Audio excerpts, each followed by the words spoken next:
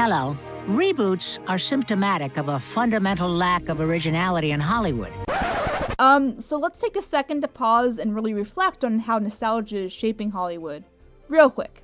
As much as the internet likes to whine about how unoriginal Hollywood is these days, I get it. We'll touch on that in a second. But reboots in general are a popular formula because you care about the thing automatically. I know making Lion King with realistic lions was a bad idea, but look at all the money it made. Cha-ching. Okay, I guess I'll kill myself.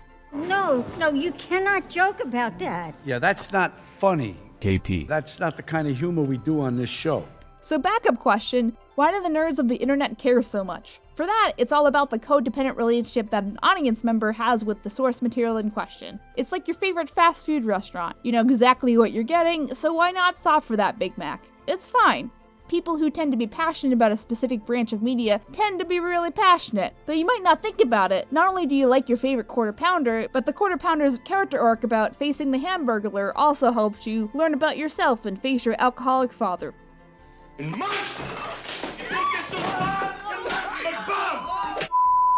So when we're talking about changing up the formulas of your favorite recipe, there can be some general fear about how defining taste can impact your narrative, as well as people in power making decisions that, in hindsight, were pretty not good ideas. It's like if you can't cook, stay out of the goddamn kitchen, Jeffrey Katzenberg.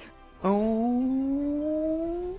So let's touch on that briefly. In my original video for that, I was pretty kind to the film and what it was trying to do. That being said, casting a show that's all about its signature style in live action, as well as aging down our protagonist that would have been a hard sell as a live action character anyway, was probably not the way to go with this one, guys. At least Kim Possible is safe from the Reboot factory for a little while.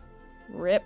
So what's the saving grace here? Besides starting out with a lot of self-aware humor, something to note in all of this is that Warner Brothers has had a little bit of a PR problem. As well-loved as the Looney Tunes are in popular culture, they haven't been seen as prominently lately. All we've recently seen release-wise that has been well-received is the relatively recent Looney Tunes show in Six Flags. There's also some new shorts on HBO Max, but I don't think anyone's really talking about that.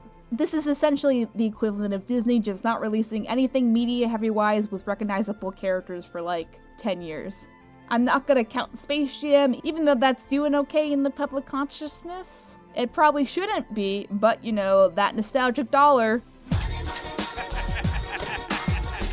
With that exception, I'd argue that the Animaniacs is probably the IP that's aged the best, minus anything produced by DC. The new Harley Quinn show is great, by the way, but that's besides the point. With Spielberg's direct involvement, as well as a tendency to make fun of itself, seems to be leaning in favor towards a positive reception. Although the animation style is a little wonky at times, I don't think puppet-based animation was the best idea here, so that's why there's just a lot of fast timing in the actual animation, and so many keyframes. It's probably why development took so long, probably. That's my guess.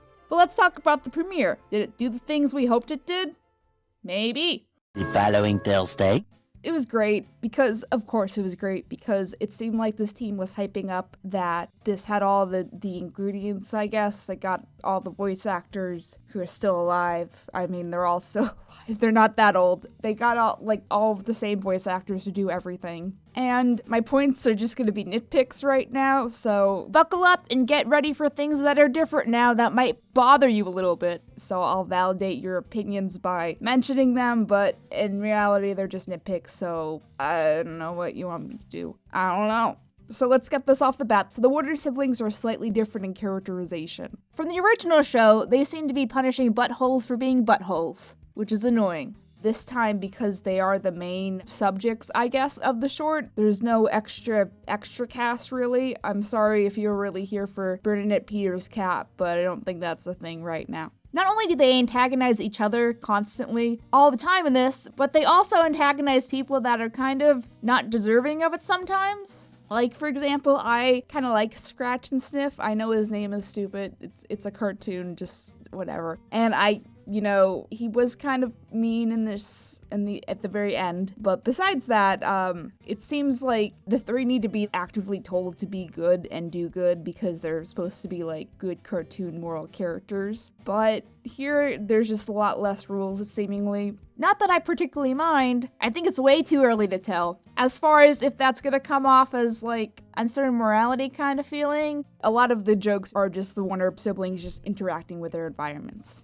Pinky and the Brain is great, like also great, generally just great. I forgot how much I love these guys, especially Pinky. Pinky's adorable and he's funny, and I want plushies of him that don't cost $1 million on eBay. Yeah, they don't really make good merch of these guys, really. I mean, sometimes there's good merch, but you know. What I'm really looking forward to that they hopefully kind of alluded to, and maybe they might touch on in the future, is the fact that Brain seemingly has an arc in this show. Comparatively, like there's always the contrast that he likes Pinky on some level, and the old Christmas episode, duh, it's great. It won an Emmy, it's good. But, you know, I think it would be interesting just to have an overarching plot as far as just him acknowledging that he likes Pinky on a more, like, conscious level versus just being, like, the butt monkey. And I know that Pinky kind of alludes to this in the first episode with the analyzation of their relationship or whatever. I've spent the last 22 years undergoing rigorous psychotherapy and realized that our codependent relationship isn't based on a shared desire to conquer the world, but rather my enabling of your systematic emotional and physical abuse. I guess we finally got why Brain wants to rule the world, which is something they should have addressed earlier, but they didn't.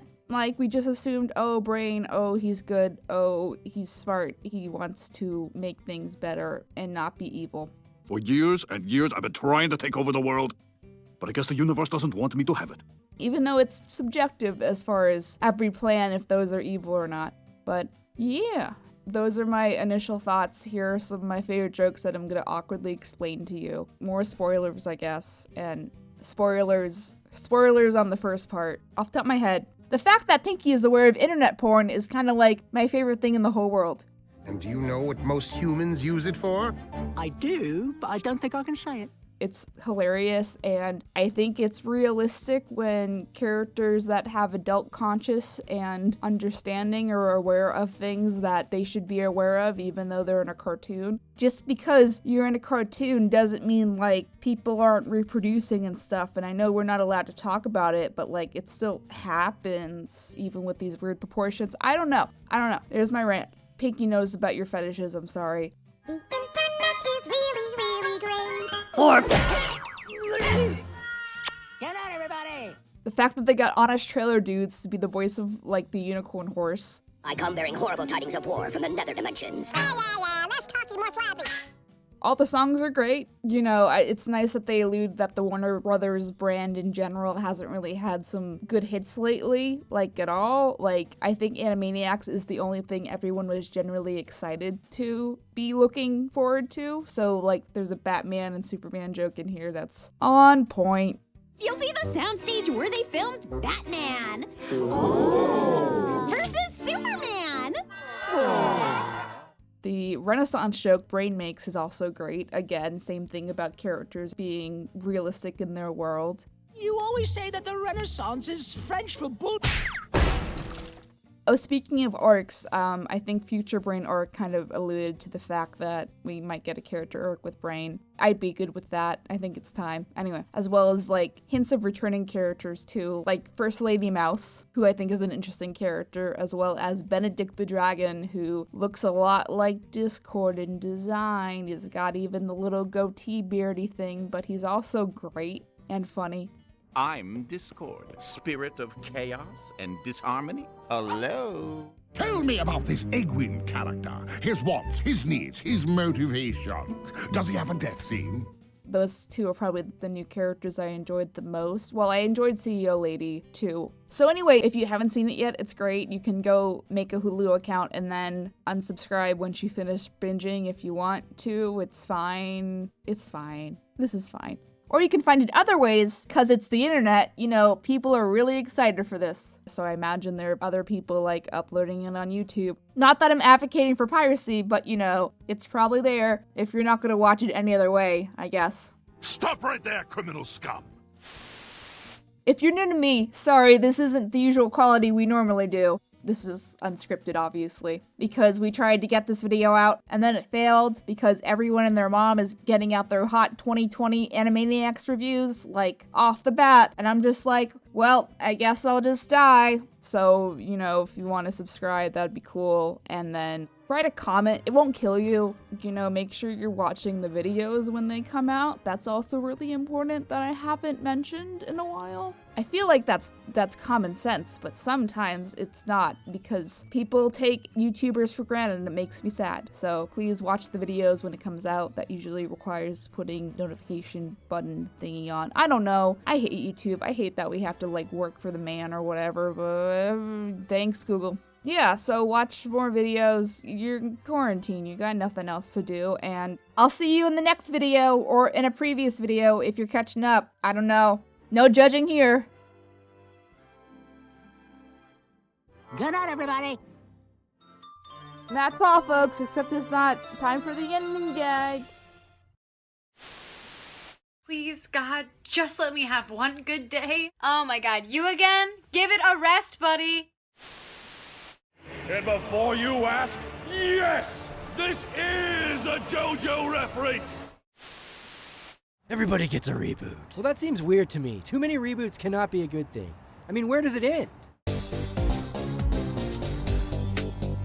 Hey everyone, thanks so much for watching. If you like what you saw, please remember to leave a comment and share this with a friend or 2 or 5. Click here to subscribe, we really appreciate it. Click here to check out the main collaborator for this video. Click here to check out our video playlist for this video, where you might find similar videos that hopefully you like and enjoy. There's also a credit scroll here, where you can check out all the other awesome contributors. All their info is in the description. That's all I gotta say, KPOA!